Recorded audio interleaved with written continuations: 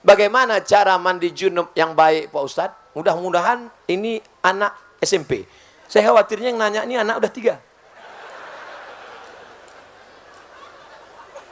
Yang pertama, semua basah.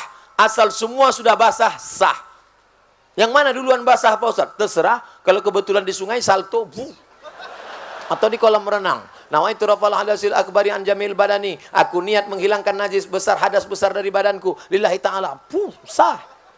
Kalau cerita rukunnya saja, yang penting semua basah. Tapi kalau mau cerita sunah-sunahnya, ikut sunat-sunatnya. Pertama kali basuh tangan. Iza staiqadha ahadukum min naumihi. Kalau kalian bangun tidur, jangan masukkan tangan ke tempat bejana. Bangun tidur malam, dimasukkan tangan ke bak, ke ember, tak boleh. Kenapa tak boleh? Li'annahu la yadri aina batat yaduhu. Karena kau tak tahu tanganmu tadi malam nginap di hotel mana. Cuci dulu tangan di luar bak, habis itu baru kau masukkan air, cuci tangan, maaf cakap cuci basuh kemaluan, setelah itu baru berwudu, macam wudu solat, basuh kumur-kumur hidung, istinsak, masuk muka, tangan sampai siku, rambut, ke telinga, kaki, habis itu baru basahi sikit-sikit, basahi kaki sebelah kanan, sampai ke mata kaki, sampai ke betis, sampai ke lutut, sampai ke pinggang, sampai ke perut, sampai basah. Sunnah ini apa manfaatnya? Coba baca tulisan. Stroke di kamar mandi. Kenapa orang stroke di kamar mandi? Karena air dingin langsung siram ke kepala.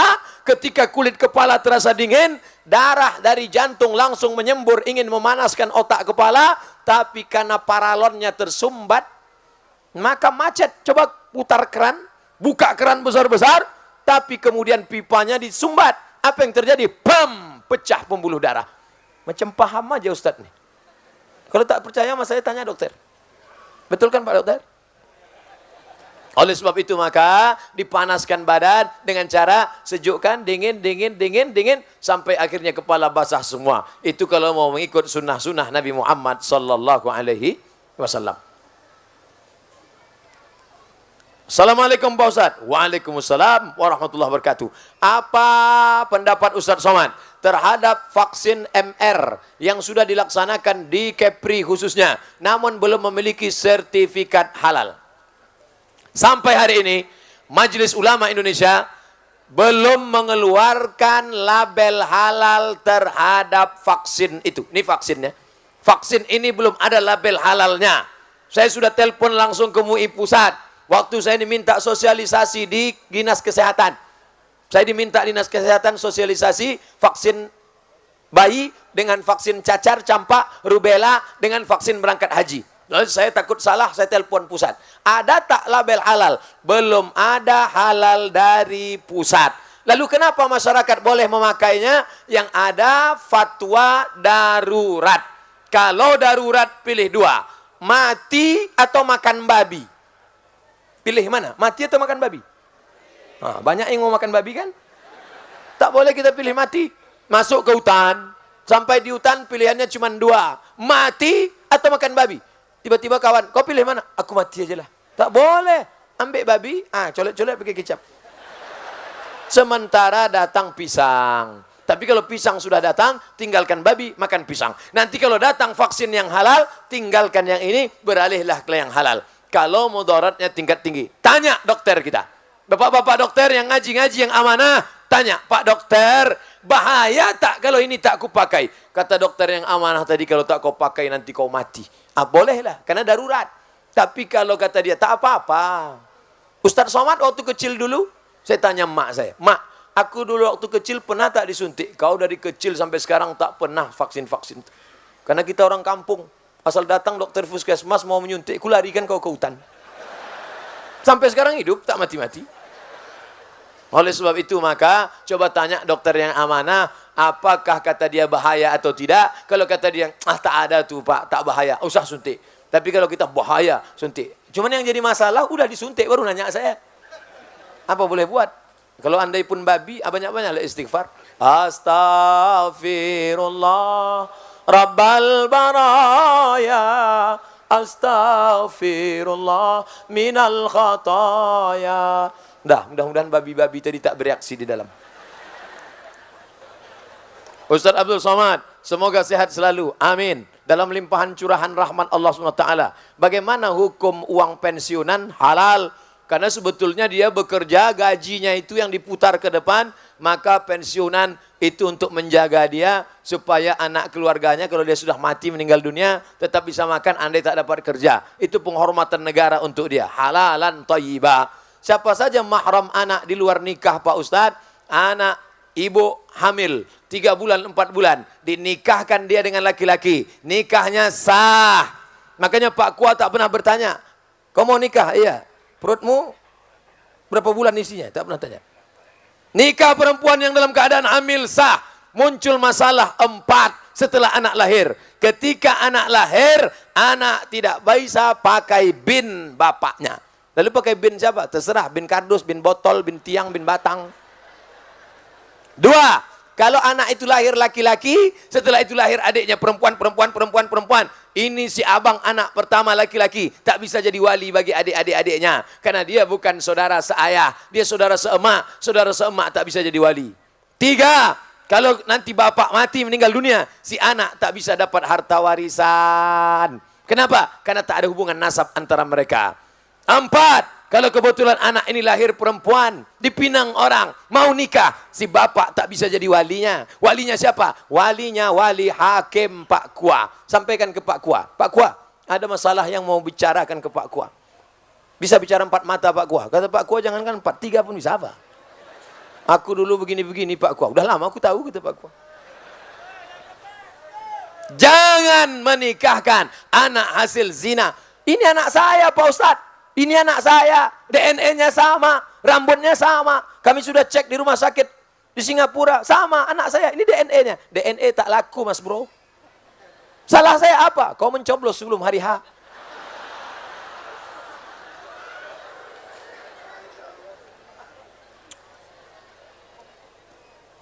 Apakah anak yang dilahirkan di luar nikah dengan ayahnya atau adik laki-lakinya termasuk mahram? Anak luar nikah, laki-laki. Lalu kemudian dengan adik-adiknya itu, saudara seibu tetap mahram. Maka dia mahram dengan saudara-saudaranya karena dia dianggap saudara seibu. Dengan ayahnya itu bukan ayah kandungnya. Lalu apa? Tapi dia tetap tidak boleh karena sudah menikah dengan ibunya. Dianggap semacam ayah tirinya. Dia tak ada hubungan nasab. Tapi karena menikah dengan emaknya, maka dia punya hubungan disebabkan oleh pernikahan. Bukan oleh hubungan darah. Beberapa tahun yang lalu, dari Kementerian Agama telah melakukan penetapan ulang arah kiblat di seluruh Indonesia, termasuk di Tanjung Pinang. Sebagian masjid-masjid telah merubah arah kiblatnya sesuai rekomendasi dari Kemenak. Panjang betul ceritanya. Tapi ada sebagian masjid tetap bertahan dengan arah kiblat yang lama. Alasannya Kemenak menggunakan alat buatan orang kafir. Ada lagi yang beralasan kalau arah kiblatnya tidak pas betul, tidak menjadi masalah. Yang penting hatinya mengarah ke kiblat. Oh kalau gitu membelakangi kiblat aja. Mana kiblat? Belakang. Kau kenal nggak ada urusan? Hati. Yang penting kan hatinya. Sama macam orang-orang yang bilang, kau kenapa tak berjilbab? Yang penting hatinya berjilbab. Nanti datang orang gila tak bercelana. Kau kenapa telanjang? Yang penting hatinya pakai baju. Otak. Ini pakai otak apa otak-otak? Tidak boleh ikut itu. Karena alatnya orang kafir. Mikrofon ini siapa yang buat nih? Mikrofon yang buat orang kafir. Itu maka tulisannya on off. Seandainya orang Islam pasti tulisannya al-hayah wal maut. Ini lampu. Ini lampu ini yang buat orang kafir. Ini lampu, ini mikrofon yang buat semua. Masjid itu Kubah. Kubah masjid itu dari mana? Kubah masjid itu dari Bizantium. Bizantium itu mana? Roma. Roma itu mana? Non-Muslim. Menara itu dari mana? Menara dari Mesir. Yang membuat siapa? Yang membuatnya orang Yunani. Menara diambil dari kata nar, api, tempat api. Mana dari Islam? Islam tidak melarang menggunakan alat non-muslim selama yang diambil maslahatnya. Tidak diambil sebagai ibadah. Kecuali yang diambil ibadahnya, ritualnya baru tak boleh. Wala ana abidum ma'abattum wala antum abiduna ma'abud lakum dinukum. Jelas? Tak juga jelas, kita ulang sekali lagi. Kami 5 bersaudara. 3 perempuan, 2 laki-laki. Iyalah 3 tambah 2, 5. Ada peninggalan orang tua kami yang disepakati dijual seharga 1 miliar. Oh banyak tuh. 1 miliar belikan cendol berenang kita. Belum terjual sampai sekarang. Enak tadi ceritanya di awal, ujung-ujung tak sedap. Salah seorang ingin menjual hak warisnya kepada yang lain. Pertanyaannya, bolehkah menjual hak waris tersebut? Boleh.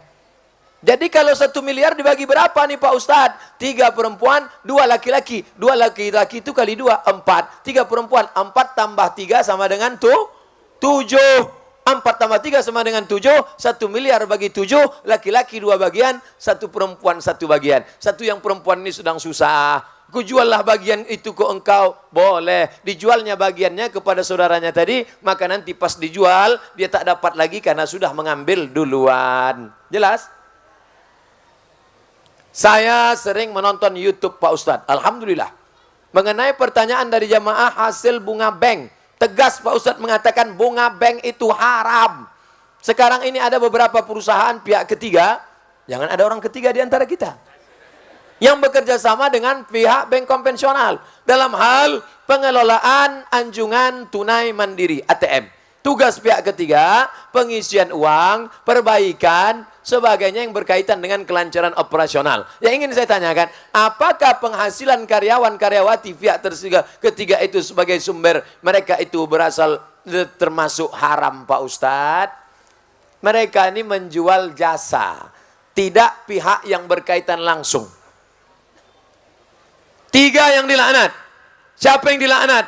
Akilar riba, yang makan riba. Wa mukilahu, orang yang dikasih makan riba. Wa katibahu, penulisnya, pencatatnya. Kulluhum sawa, semuanya mereka sama statusnya. Adapun orang pegawai bank beli nasi bungkus di samping rumah makan Minang Maimbau. Tiba-tiba datang pegawai bank beli. Pak, beli nasi 10 bungkus. Apa kata penjual? Kami tak jual nasi ke engkau karena duit kau haram. Bapak jual semen, toko bangunan, datang orang beli. Pak, saya beli semen 10 sak. Apakah Bapak tanya, duit kau dari mana? Duit halal apa duit haram? Yang penting barang yang kita jual halal. Yang penting barang yang kita jual halal. Nah, ini menjual jasa. Jasa yang dia jual halal, tidak terkait langsung. Adapun kalau dia langsung baru menjadi haram. Penulisnya, saksinya, orang yang diberi, orang yang memberi, orang yang meminjam, menerima pinjaman langsung. Adapun yang tak langsung, yang terkait dengan operasional, yang terkait dengan tak langsung, maka tidak disebut dengan memakan riba. Bapak Ibu yang dimuliakan Allah Subhanahu wa taala, mudah-mudahan takbir akbar kita malam ini berubah menjadi amal. Tak ada gunanya pengajian ramai. Nanti kalau ditanya orang, bagaimana pengajian malam tadi? Ramai. Apa buktinya ramai? Sampah berserak-serak besok pagi. Semua sampah masukkan ke kantong. Yang membawa botol, bawa balik, letakkan di tempat sampah. Saya sendiri saya bawa. Nih, tak boleh sebar, saya bawa. Tak boleh berserak-serak. Karena Islam mengajarkan, at-tahuru satrul iman. Kesucian, kebersihan, sebagian daripada iman. Orang yang mengatakan Islam kotor, Islam jorok, gara-gara melihat lapangan. Tengok tuh gara-gara Ustaz Somad datang, berserak sampah. Maka bersih, koran-koran, kotoran, sampah, bawa semua balik. Dan yang paling penting adalah berubah kajian malam ini menjadi amal soleh. Mudah-mudahan mengalihkan tabungan ke Bank Riau Kepri Syariah, mengalihkan ke bisnis Islami, beramal karena Allah. Yang selama ini memikirkan mati. Kata dia harta tak dibawa mati, mobil bisa dibawa mati. Kau wakafkan untuk mobil ambulan. Duit bisa dibawa mati, sekolahkan anak yatim. Alhamdulillah Ustaz Somad. Sebelumnya jamaah ini pelit, tapi setelah ikut pengajian Ustaz Somad, sedekahnya meningkat. Dulu sebelum pengajian 2000, setelah ikut pengajian 2500. Ala hazihin niyah wa kulli niyatin salihah, untuk niat yang baik-baik. Al-Fatihah. A'udzu billahi minasyaitonir rajim.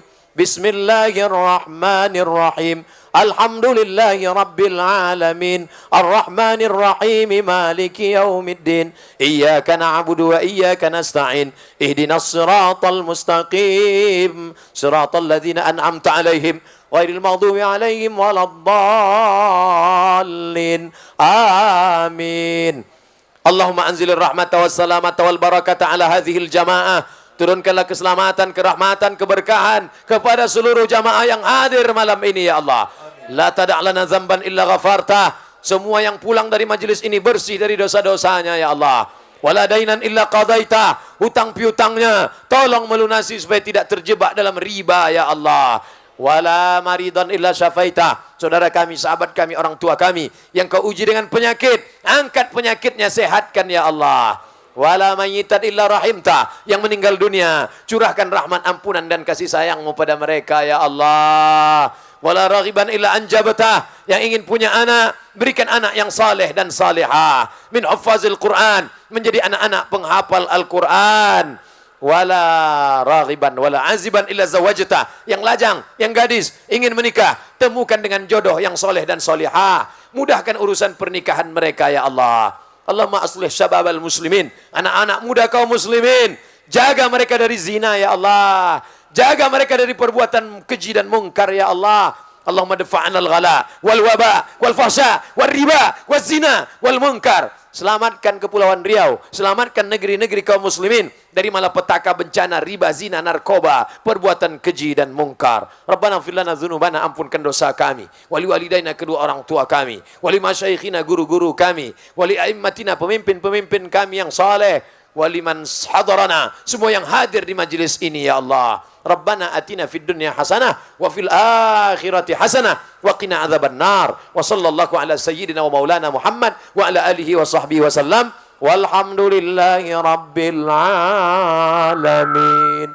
Taqabbalallahu minkum minna wa minkum taqabbal ya karim. Terima kasih segala perhatian.